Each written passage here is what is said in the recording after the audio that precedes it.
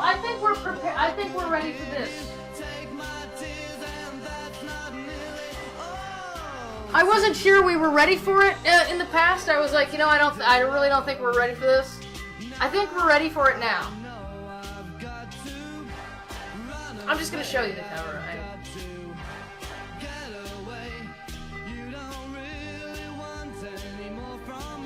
The Lost Jewels of Nabooti.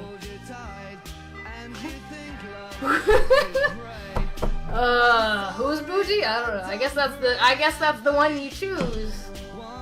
Choose your own booty. We're so here in the JesuOtaku stream. We're all about butts.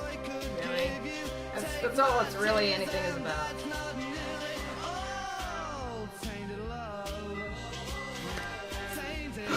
Booty, booty, booty, booty, rockin' everywhere.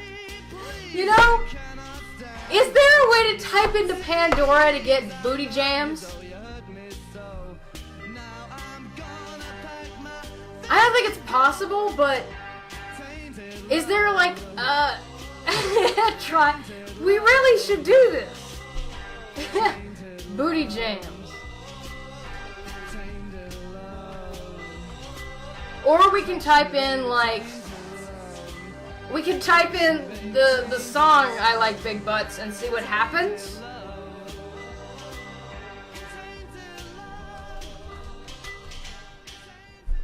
Baby got back. I don't know if that'll work. Like, I don't know if it'll just play stuff that's like Sir Mix-a-Lot, or if it'll, like, what is, like, you know, which is early 90s rap, I guess. But or will it play booty jams?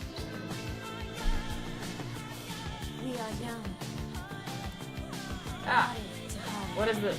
Let's see. I don't know what Nash just found, but he found some booty jams here, I think. Oh, it's the Boondocks, okay. Okay, we're gonna do this at least to start us off. Alright, so who wants to start? Love is a booty call. Who wants to start?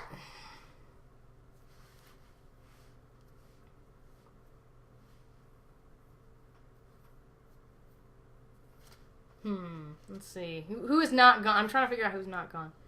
Red Leo Ranger asked very nicely, and I don't believe he's gone. So, Red Leo Ranger, change your text color to red, and you will be our first choose your own adventure. What's on BET? Oh, shake it to the right. Okay. Lost Jewels of Nabooti. Halfway through your summer vacation, you get an urgent telegram. The song picks up. Hold on just a second. You get an urgent telegram for your cousins Peter and Lucy. Need your help finding the jewels of Nabooti. Fly to Boston at once. Bring passport. Danger. Be careful. Peter and Lucy. Where's Susan and Edmund? Sorry, I had to. Okay, after reading the telegram several times... Are we gonna meet Aslan? After reading the telegram several times, you are still puzzled. You remember the jewels. Who could forget them? They're two diamonds! The two diamonds shone like the sun's reflection off a glacier of a junk creature at night. Okay, it's four. It's four, but... So it's a double boost. We're like the eyes of a jungle creature at night. Peter's father had bought them from a shopkeeper in Morocco many years ago. The shopkeeper had been nervous about the sale, but also anxious to get rid of the jewels. 2 days later, Peter's father had returned for kids stuff. Watched some Don Bluth movies. And it was Disney movies at the time, even. But, fuck man, 70s and 80s. Oh yeah! Start becoming like sensitive about some stuff till the 90s. Some other stuff till even recently. Let's see here. The same day, he received a letter at the hotel demanding the return of the jewels. The letter warned him that his life was in danger if he did not return them. Which you could say, Abdul Saeed, that's not bad. Well, we read previous Choose Your Own Adventure books by the same author that were pretty, like... So, it's not necessarily this, it's me remembering other things. You guys have been here. That are pretty ridiculous. That same day, he received a letter at his hotel demanding the return of the jewels. The letter warned him that his life was in danger if he did not return them. Obviously, he ignored the letter, but he always hinted about the strange and mysterious powers the stones held. Peter and Lucy tell you the jewels are lost. What can you do to help your cousins find them? You pack your bags and leave your house in New Orleans to fly to Boston. Glance over your shoulder nervously, searching for followers. Peter and Lucy meet you at the airport. And suddenly, the plane pulled away to reveal Narnia on the I'm sorry, I can't go over to the fucking Peter and Lucy.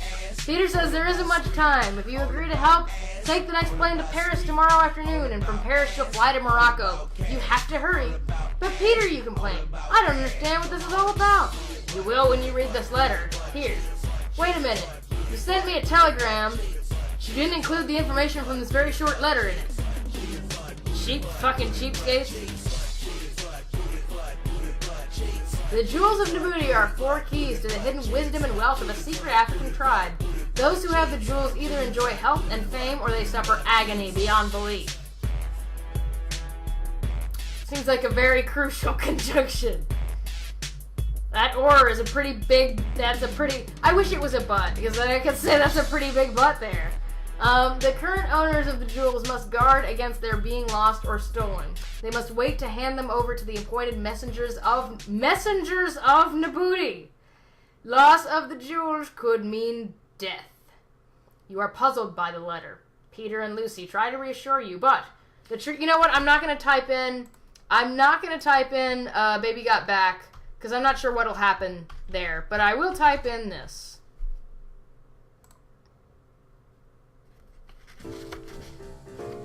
Let's see, that's not what I'm looking for. No.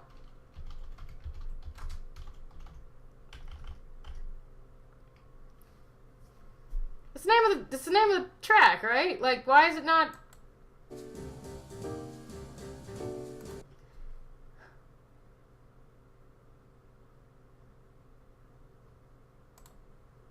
Why is it doing that?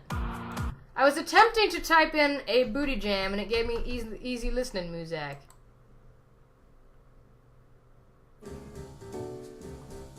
Why is it doing that? Okay, let me try this.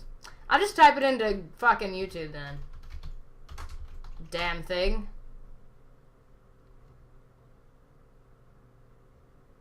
This is the extended version, so okay. There you go. Okay. We're getting to our first choice. Call me Tits. Alright. You're puzzled by the letter. Peter and Lucy try to reassure you, but the truth is that their lives have been threatened if they should continue to search for the jewels. They've asked you to search for the jewels because you are unknown to the thieves. You'll be relatively safe as anyone can be on the trails of the jewels of Nabooti. You gotta watch your booty on the trail of the jewels of Nabooti.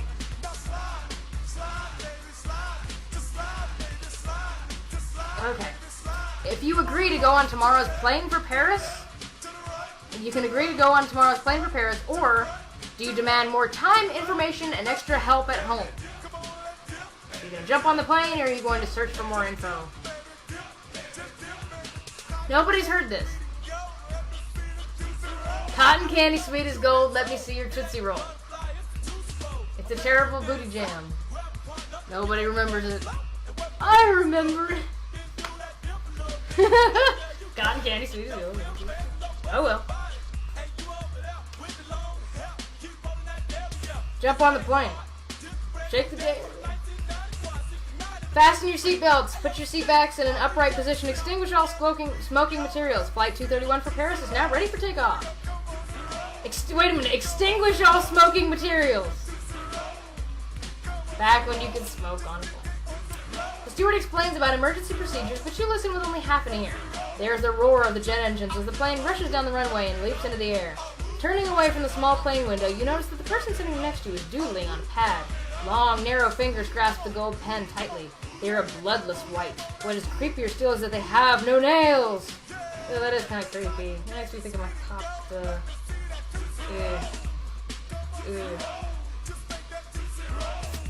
You sneak a closer look at his face and see eyes that reflect no light, a thin mouth showing no lines at the corners, and a closely shaven jaw. A mustache A mustache. A mustache hides a scar that runs from the nostril to the corner of his mouth. You look down and see that the scribbles on the pad are diamond-shaped, and they seem to spell out the word Nabooti. This man is looking for Nabooti too!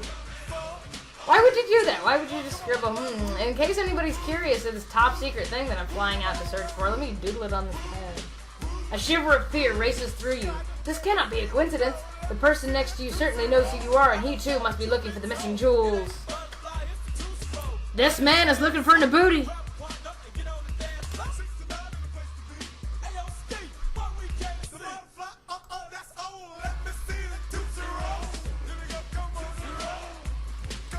Fatigue overcomes your fear, and you fall into a troubled sleep. When you waken, you are over the English Channel, descending toward Paris. Would you care to share a taxi into Paris, my friend? It is the man next to you.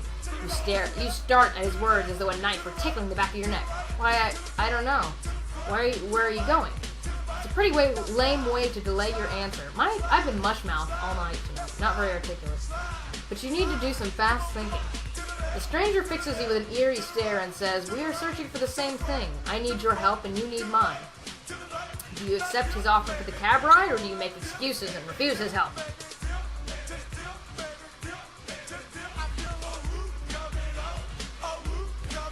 We're only halfway through the extended version of this song. Keeps me from having to look for shit, Willie.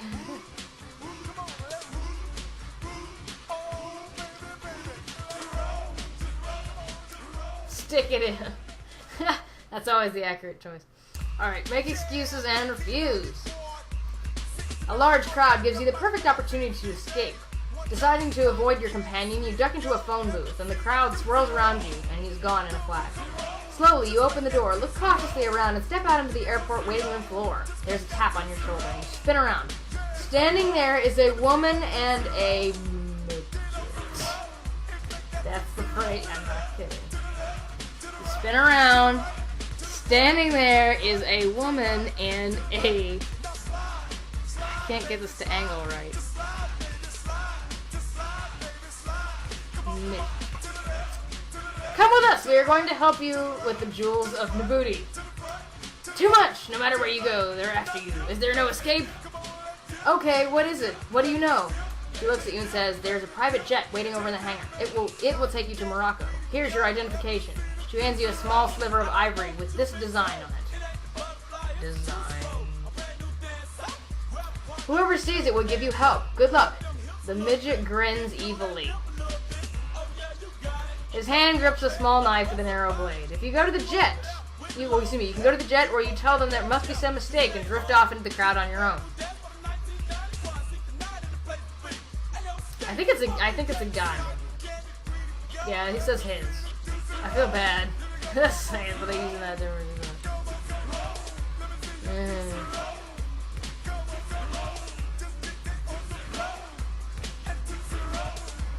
Somebody, tell me what the next booty jam we should play, because we can't really get a booty jam Pandora station going. So you gotta help me out here. Go on the jet. A beautiful and unusual jet plane sits in readiness at the private air terminal. It has silver and yellow wings and a bright red body.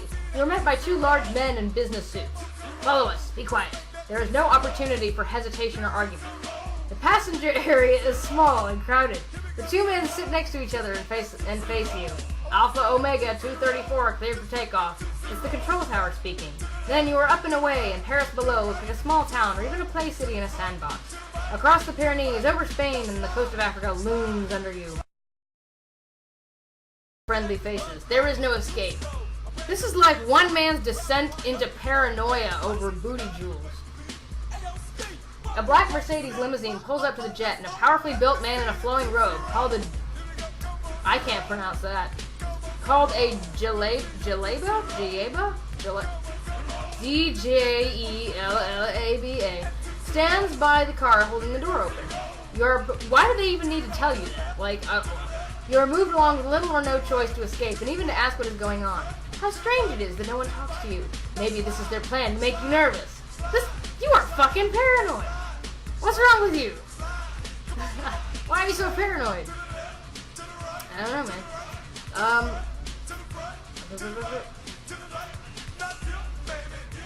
If it is, they're succeeding brilliantly. It's like waiting in a doctor's office to be called in for your appointment. The minutes seem to be unreal and painfully long. When you open your mouth to speak, you find that no words come out. This is kind of creepy, man. Tires screech on sandy corners. The car speeds toward town, past rolling hills filled with brilliant yellow, blue, and red flowers. You catch a glimpse of the turquoise sea from Windhill Top, and soon you're in the middle of Tangiers. Alongside modern cars, buildings, and people in Western clothes are donkeys, hand-drawn carts, and people wearing the ancient robes and colorful costumes of North Africa. Okay, this was in related, so I'm just gonna click it.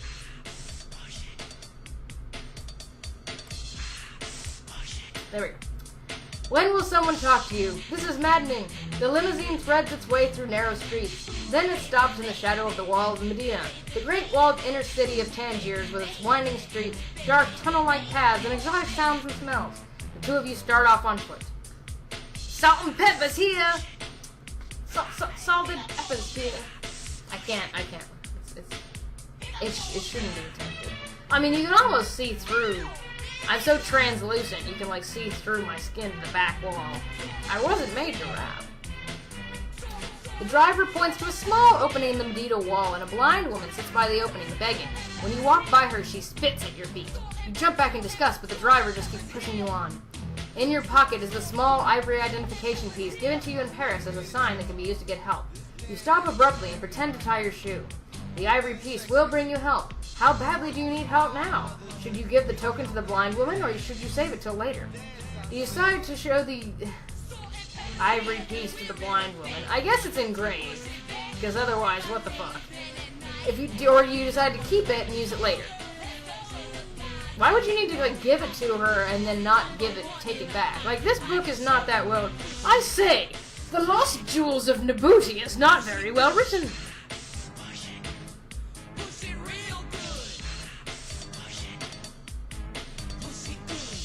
I think Vanilla Ice look African. I know. It was boring. Okay. Your instinct tells you should give the ivory piece to the beggar woman. You drop it into her outstretched hand. The moment the ivory piece is in her hand, she leaps to her feet, yelling a high-pitched scream, "Aye!" that brings out two short, wiry men in hooded robes out of the small door in the wall. One of them shouts in English, "We are your friends, follow us." I could tell clearly by the way the woman fucking screamed and flipped out with the, Really? The other man wrestles with the huge man who drove the limousine here. So they're enemies, apparently. This one's hard to fucking follow. I think this one's a dud, too. This one and, like, the Space and Beyond are kind of fucking duds, man. It's a shame for the Lost Jewels of Nabooti. You expect more. For a moment, you half decide to run alone, and then you go with them through dark tunnels and streets deep into the Medina. You haven't the faintest idea of where you are or what's going on. The ivory piece seems to have a strange and powerful effect upon these people. In here, it is your new guide speaking. Seated at a small table is an old man with white hair and beard. He is smoking from a water pipe, and rugs are everywhere. Hanging on the walls, rolled up and stacked in piles. Could this be the rug merchant that Peter and Lucy talked about? Sit down. Do not be frightened. You sit. We have followed your trip from Boston. We know who you are, and we want the jewels. Now give them to us. But I don't have the jewels, you protest. The old man rises and looks sharply at you. Look in the pocket of your coat. You obey him and begin to fumble in the coat pocket. Do you find the jewels there, or find nothing there? This isn't a choice. This is like manipulating the fucking laws of physics. That you can choose whether the jewels are in your fucking pocket or not. What kind of book is this? Nabooti gives not one shit for the laws of physics. Okay, this isn't exactly a booty jam, but it's still got the same. And I felt like annoying you, so.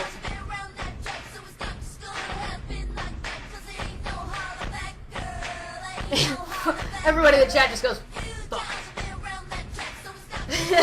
I hate you too. I love you. I hate you too.